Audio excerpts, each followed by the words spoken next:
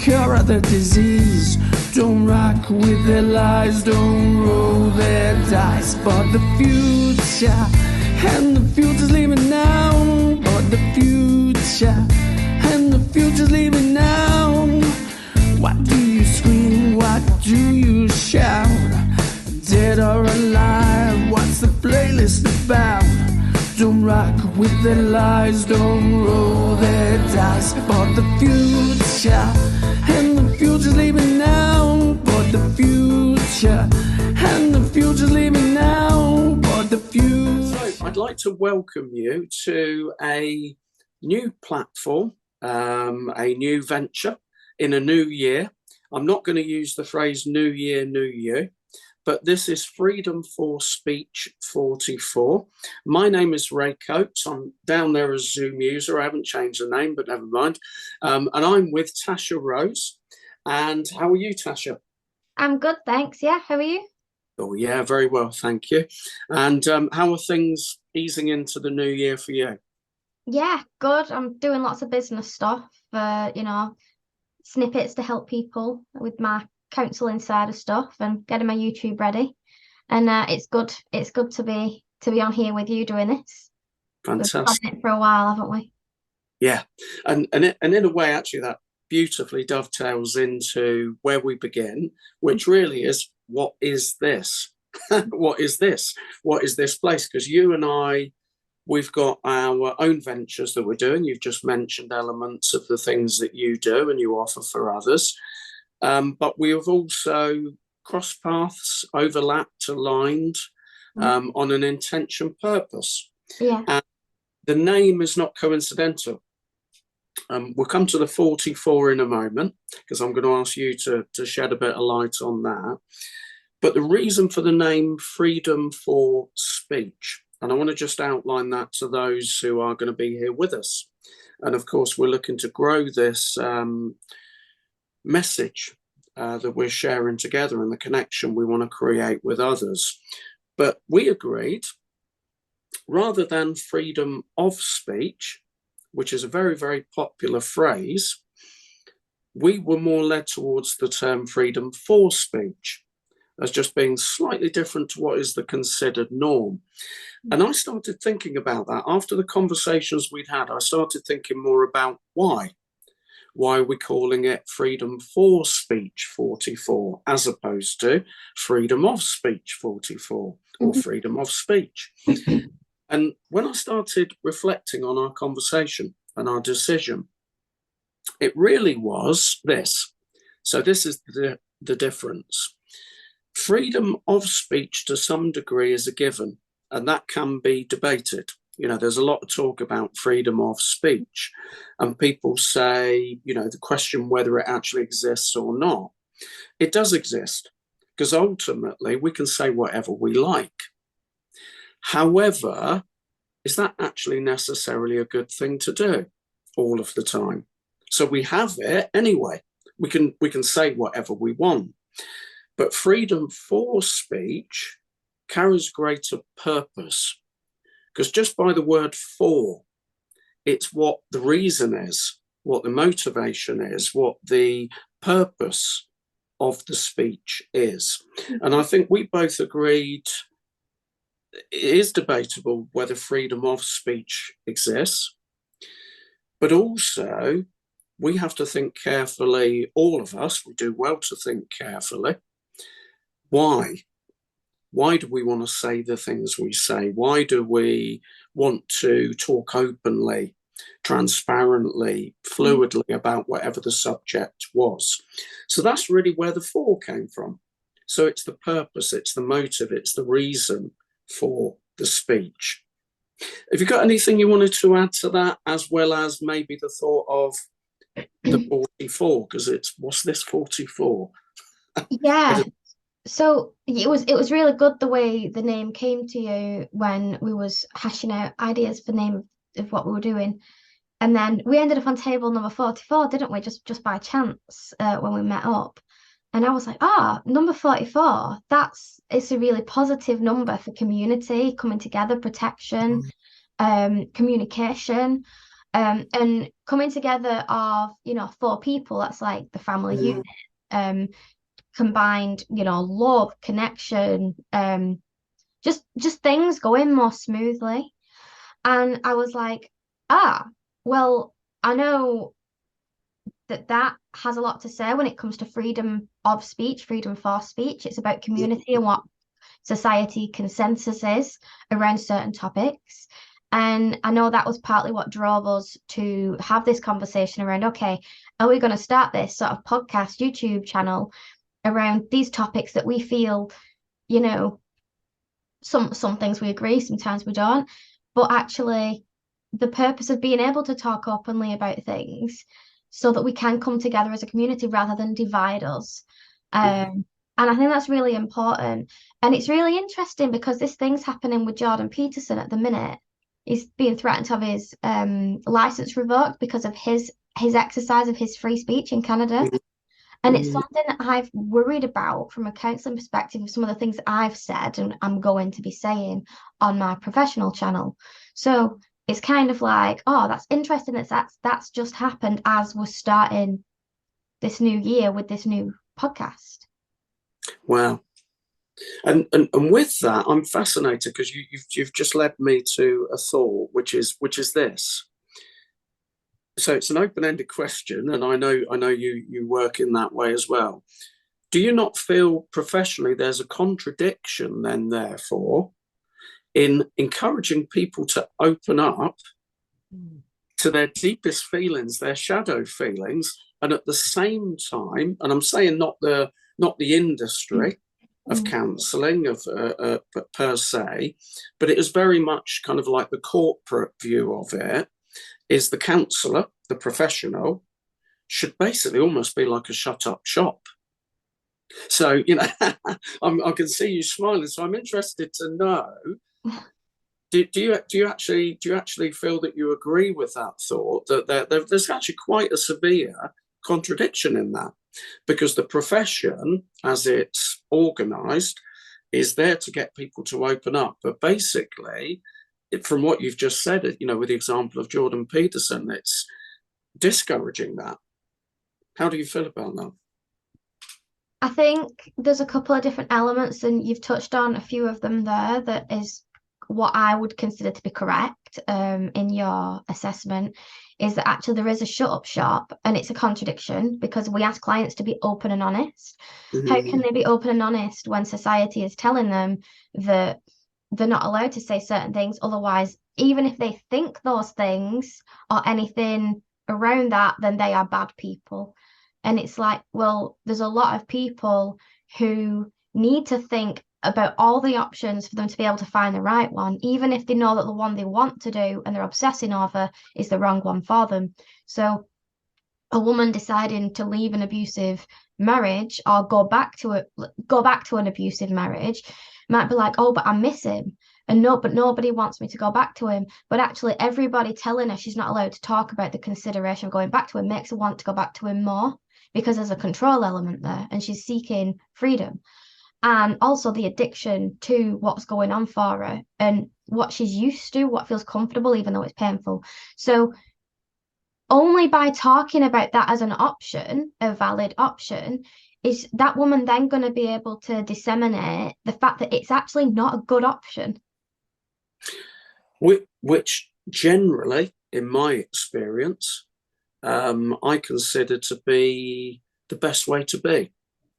Because when you have ultimate choices, you have infinite choices, which we all do. And if we just go back to the thought of speech is a choice. We are choosing the words we use. We might think and feel at times, it's a spontaneous, just a reaction, but we still have the choice whether those words come out of us or not. We are ultimately making a decision. So if everything has a choice, therefore we have a greater opportunity to be in control. And I think, and I know as a professional, I'd be surprised if you didn't agree, which is a lot of things are caused by suppression and oppression and repression. These are characteristics that at times can lead to that one labelled thing, which is depression.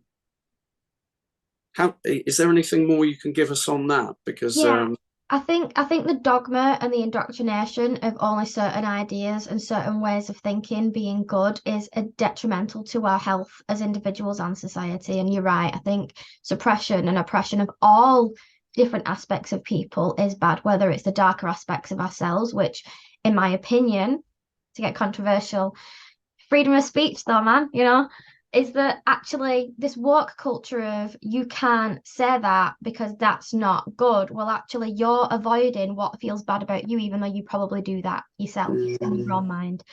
And they don't want to look at the things that make them uncomfortable. And so they just refuse. And so this is where you get all the contradictions, which makes it just look strange. But I think, the government and the elites don't want to have a healthy society would require them to have to give up a lot of their power and their money and be highlighted the corruption, because when you have free thinking individuals, those individuals tend to be healthier. And when you have powerful individuals, they tend to have the most powerful people I know are people who have been through darkness and come out the other side with critical thinking. They've really reflected. No stone's been remained, untouched. Everything's been hashed out. Not everything, but like they've looked at a lot of stuff. And so the world opens up. And until they did that, they were stuck. But they become really powerful people. And it's interesting how those people are the ones that the government are going after. Yeah. Well, that's no surprise, is it? And then that gateway, that portal, that aperture, that opening, that opening of the flow of discussion, and that's what we're sharing here. That's what we've intended to set out to do. And already, genuinely, listening to you, we're not scripting this. We're not, writing, this is what we're going to say, and we're going to try and stay within these lines. There's respect, of course. There's dignity. There's mutual understanding, as there is in all things. But we're in a world where effectively it's just come to me in this moment. You've been bowling before. You've been bowling, 10-pin bowling. And when they have you can bring up the sides, the bars. Yeah. Now, you're going to hit the target. The target of the pins, because the bars are up. Now, that might be good for some people who don't perhaps feel comfortable in the game, if you get where I'm going with this. That's okay, but that's not okay permanently necessarily. And I know when I played with my sons, particularly when they were younger and they were bowling, we had those sides up. But now, they're moving into a more mature opportunity for the way they communicate. They don't have the bars up anymore. And I see it the way you've communicated. There is this track. There's these tracks of this is how speech should be. We can't say those certain things because they would offend a particular group of people. Now, I think if we go out of our way to purely do that, our intention and our motive is not good. We're looking to hurt people. However, there always needs to be the other side of the consideration, doesn't there? You already mentioned Jordan Peterson, and some of what he says is considered to be controversial because it doesn't buy into this track-based, led and fed narrative. So we've chosen, you and I, not for the sake of controversy, not for the sake of just pure debate, to talk about a number of different topics. We've talked about male-female energy. We've talked about, the different places we are in life. I'm happy to say my age. I'm 57. Okay? And I'm a man. All right? I have 5 children. Okay? There's a number of other things I do. I'm a creator. I'm a songwriter. I'm a poet. I'm a public speaker. I work in the driver training industry. So there's a number of different elements to me as a human being, and the experience I've had in the 57 planet years that I've had in this current experience. So that's what I bring.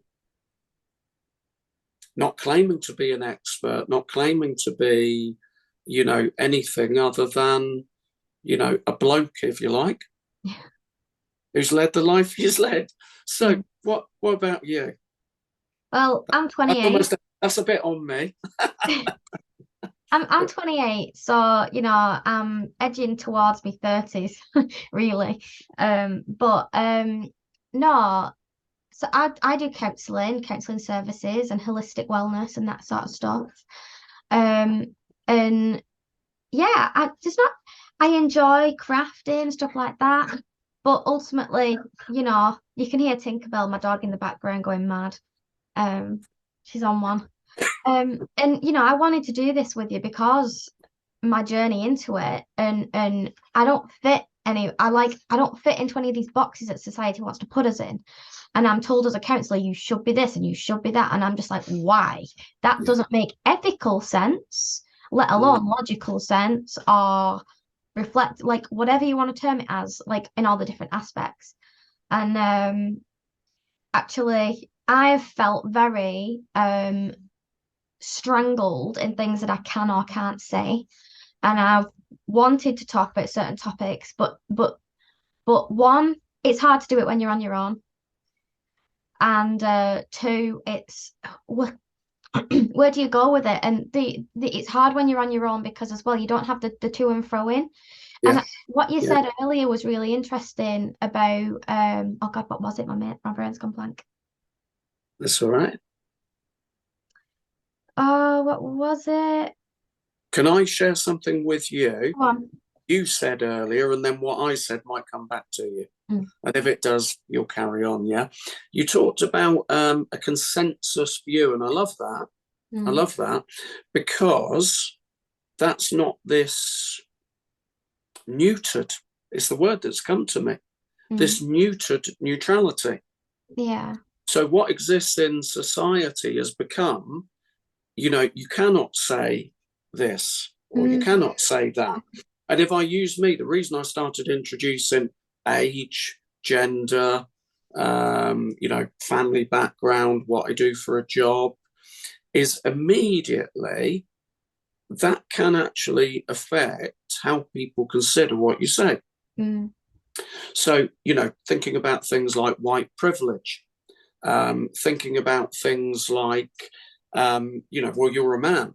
So if I talked about equality, if I talked about, a feminism, immediately I would be jumped upon, and I'm not saying I'm afraid of that, by the way.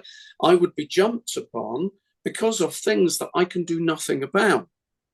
Yeah. It's almost like a trump card of, but you're a man, you're white, you're middle-aged, you're Have you this. experienced this? How dare you talk about something you've not experienced, even though you might have done?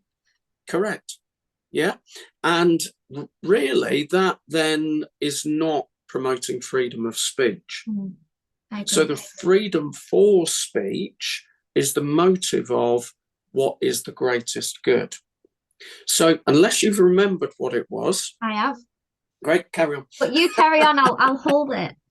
Yeah.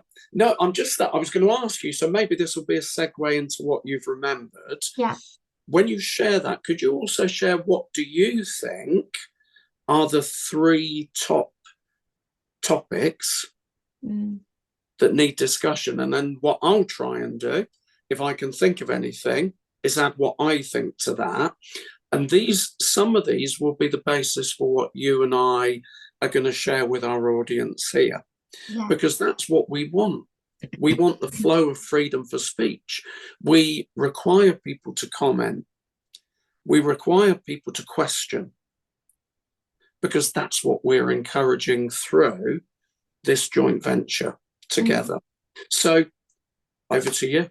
Yeah, well, the thing that I've remembered is one of the points I think would be good to talk about, and that is, we talked about what you mentioned earlier about things that people think that you should and shouldn't say, and also the element of, if someone has intentions to say things to offend somebody, and obviously that's not good, that's not nice, that's not what we No, want, but no. I still have the radical opinion that that should still be allowed. So long Yeah, as it doesn't incite violence, and I yeah. mean actual violence, not perceived violence of words, your words hurt me, I don't, not that. I mean physical violence, Mm.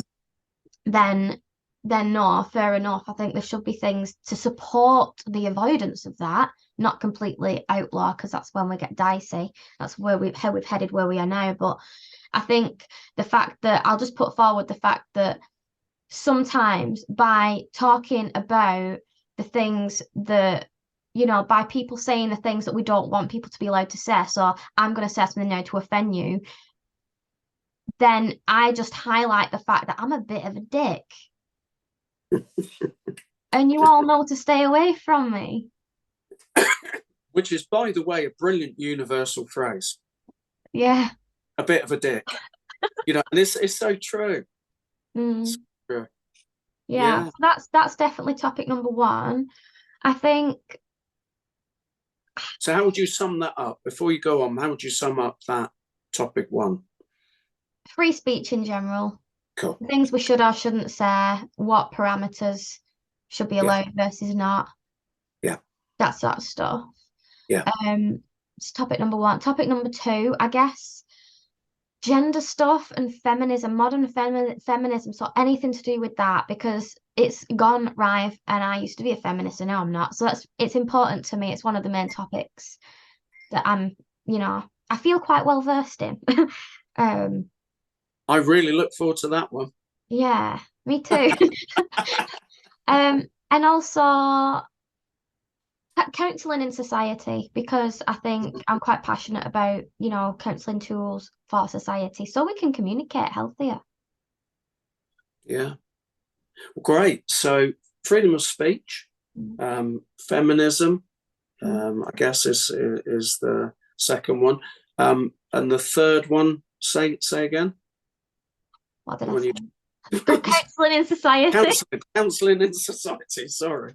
Counselling in society, yeah. So for me, gender.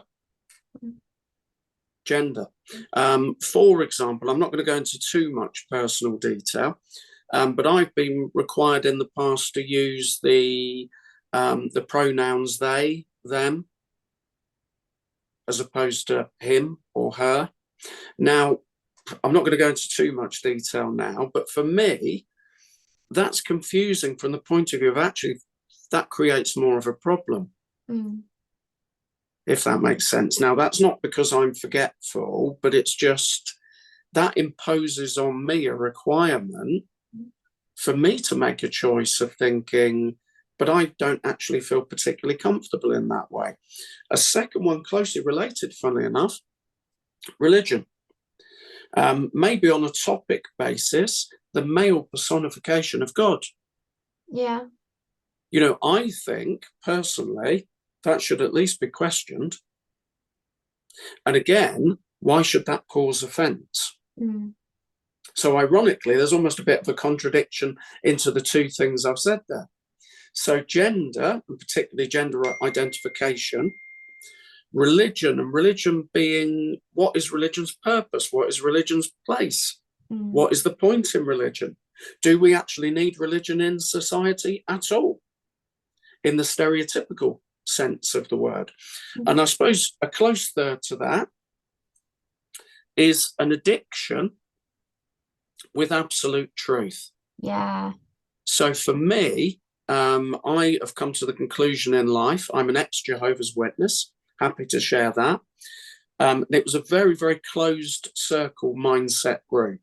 Yeah, it was a cult. No getting away from that at all. So I've gone through the experience of really, really questioning this obsession with an absolute definition of truth. So when people say, we've got the truth, or certain communities, even so-called awakened communities, truthers. So I'm questioning that. So those are my three: gender, particularly gender identification, Religion, its place in society. Now that's a massive subject, and trying to define truth. So people feeling they have truth. Yeah. Yeah, definitely. Because that also goes into as well, you mentioned some really interesting points at one of our meetings around the obsession with definition of labels and you know, these boxes. And that sort of comes into that, doesn't it? With the truth, like this is what this is what that. Yeah. So we're going to have some fascinating discussions, conversations. There possibly might be some form of debate. We've also talked about bringing other parties in. Yes. You know, we'd love that. We'd love to open that door to those who are going to view this, that, you know, that we could have a panel-based discussion. You know, maybe there could be, for example, on the subject of gender, because we want that open, consensus-based discussion. And not in the sense of we end up with a weak, tepid, lukewarm, meaningless, neutral middle ground. You know, that's kind of the world we live in, isn't it? That's the society which is promoting that, because we're all walking around on eggshells. Yeah. So we're not going to go out of our way to say this and that, and, you know, per se, even though that's okay. But we want it to be open. That's why freedom for speech. We're motivated by people talking openly with each other. You said community, communication. You know, that's what this 44, and I don't believe there are coincidences in that. You know, and you have a knowledge of that, and it's just like all come together. Male, me, female, you, if we want to represent and identify in that way. Somebody younger, but with a tremendous amount of experience and professional, you know, ability and knowledge and awareness, and me. And me is that's my place. I am the me, and maybe possibly bringing in others as a panel-based discussion. Yeah, I think a key thing to just mention, because you've not mentioned it, is that, you know, you have a wealth of experience and knowledge from life and all these different learning, you know, experiences, even at times when you not even know they've been learning experience, because that's life. And I think that that is just as important as me coming with my trained and experienced background in counselling. And to have those two things together, you know, just professionalism isn't enough on its own, professional experience, and just life experience isn't enough on its own. It's the coming together of those together. And I think it's important to mention that about you, Ray, because you just went, and me. I'm like, no, there's more. It's not just me. No, there's more to that. No, I really appreciate that. And it's true, isn't it? We do need experts, but we also know we need experience. I've been led to Bruce Lee. I'm sharing this so many times now because it was a quote that I thought that sums it up for me.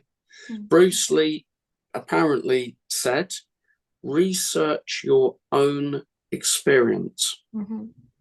And that for me sums up so much.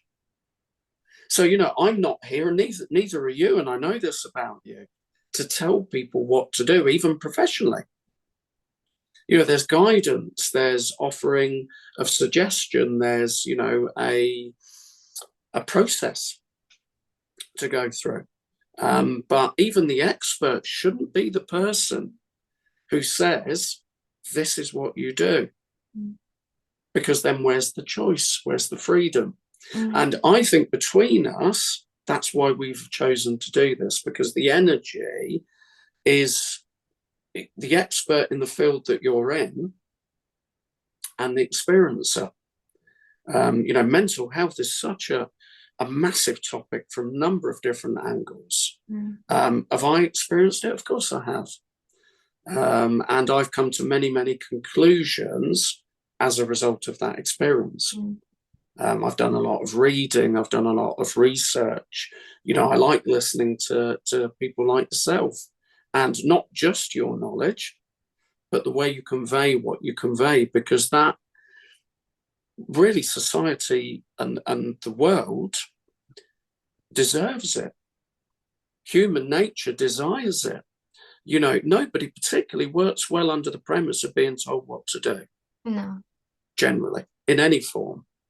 So therefore, somebody like yourself that has that means of the study you've done and the training that you've done, to then bring that into what you do, but also with your own experience.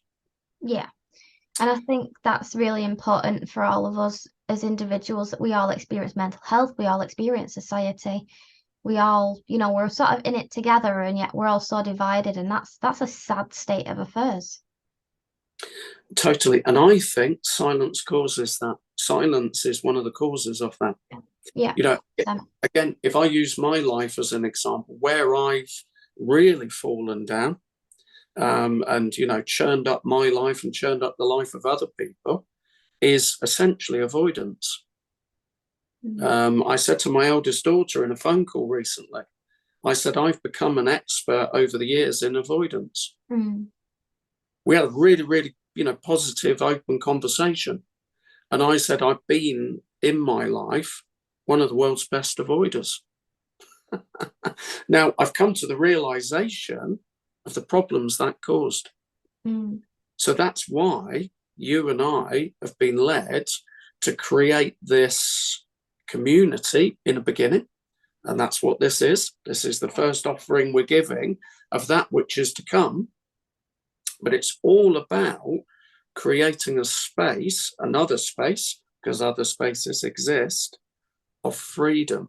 Freedom for speech, freedom to communicate, freedom to openly discuss as a community. And I know when I come along, I guarantee you this. So this is a promise I'm making, an oath. If I come along and we've got a pre-recorded video we're doing, whatever the subject matter is, and I'm feeling, I've got some stuff going on in my life. I've got shadows going on in my life at that moment in time when we're together. I'm going to open up to that. Because many parts of my life previously I haven't.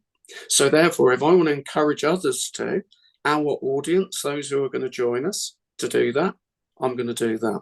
I'm going to open up. I'm going to be honest and say, I've struggled a bit with this one, or, and we'll converse on that.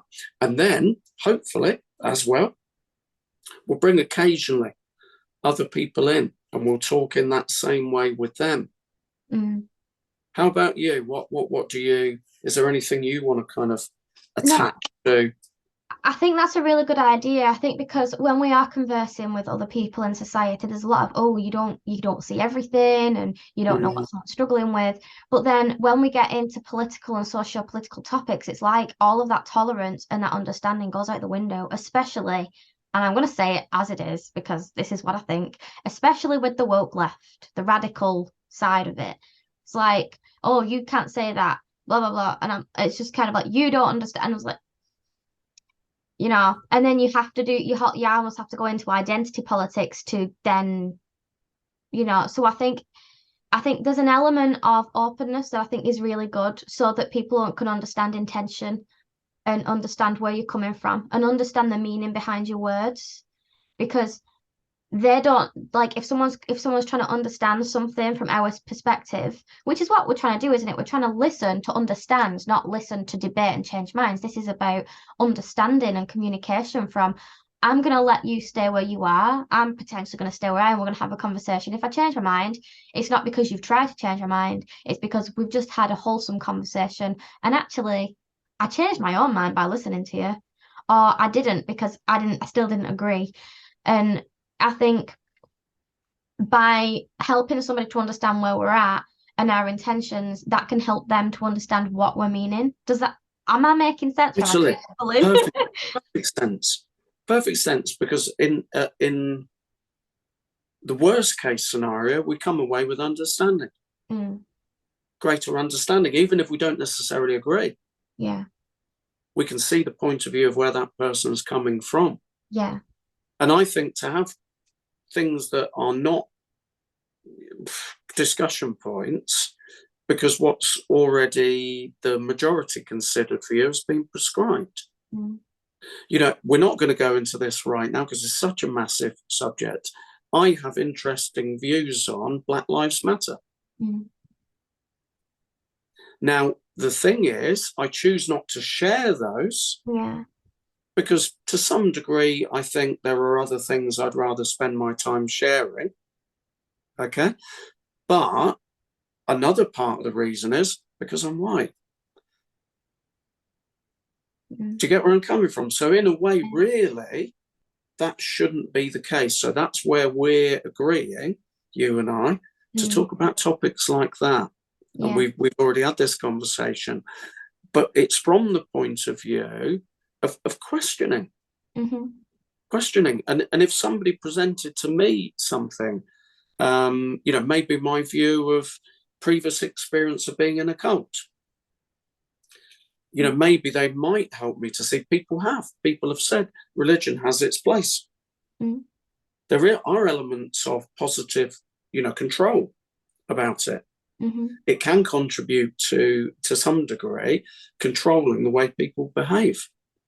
It does control how people behave, but that can happen potentially in a positive way.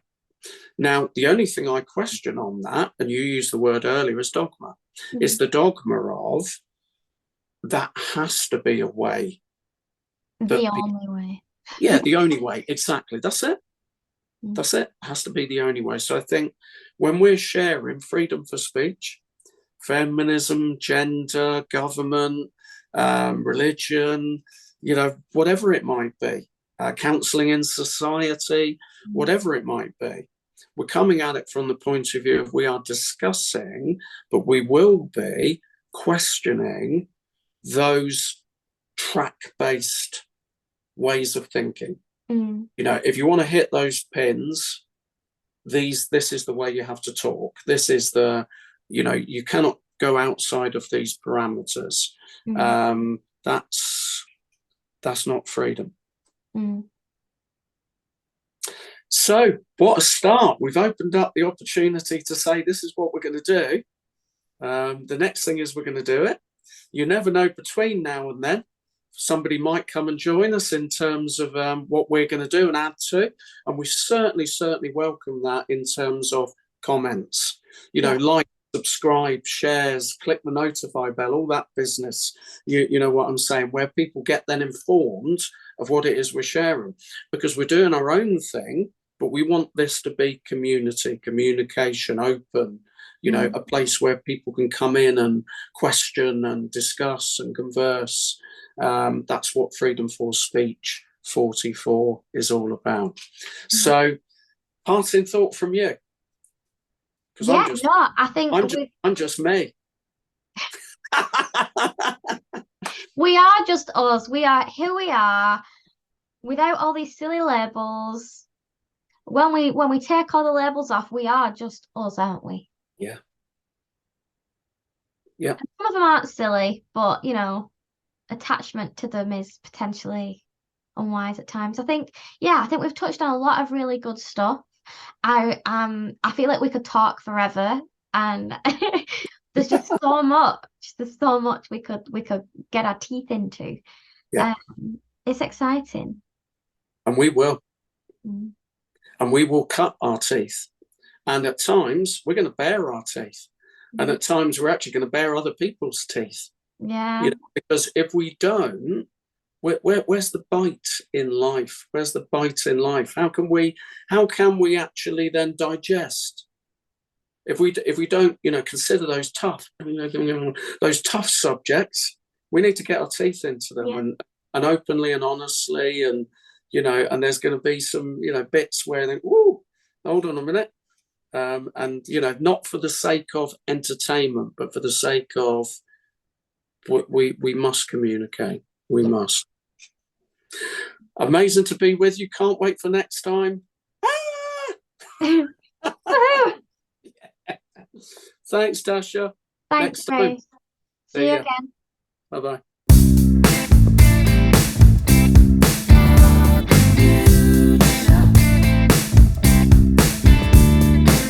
What do you want? What do you need? To be led, to be fed, the cure of the disease. Don't rock with their lies.